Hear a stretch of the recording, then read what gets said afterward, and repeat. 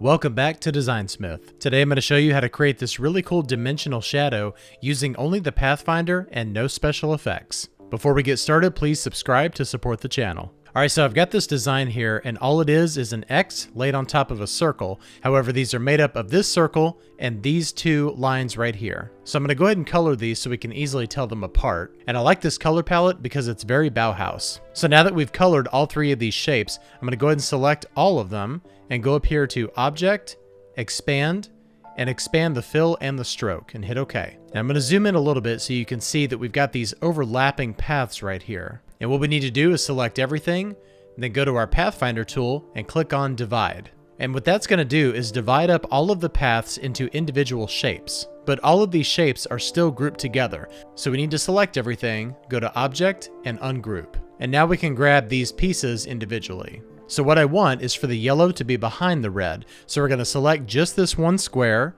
and grab our eyedropper tool and click on the red. And I want the yellow line to be in front of the white ring on the top and then behind the white ring at the bottom. So we'll do the same thing here, select that, and then use our eyedropper tool. And then for the top of the red, I want this to be behind the white and then in front of the white on the bottom.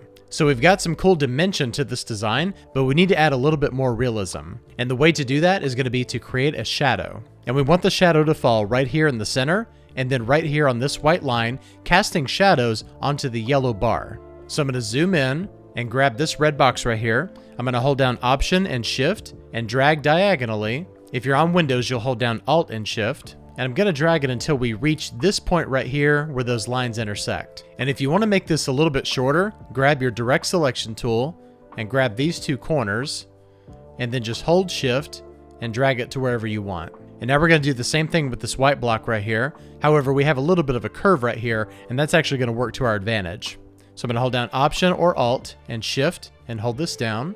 And this time I'm going to overlap it just a little bit because we want that curve to remain in this area right here. And I'm going to adjust this just a little bit. And now I'm going to grab this shape and click on Divide again. And now with everything selected, I'm going to go to the Shape Builder tool over here, and I'm going to combine these two shapes together. But I'm going to leave this third one alone. And now I'm going to ungroup everything. All right, so now we have this shape, and we need to make both of them black.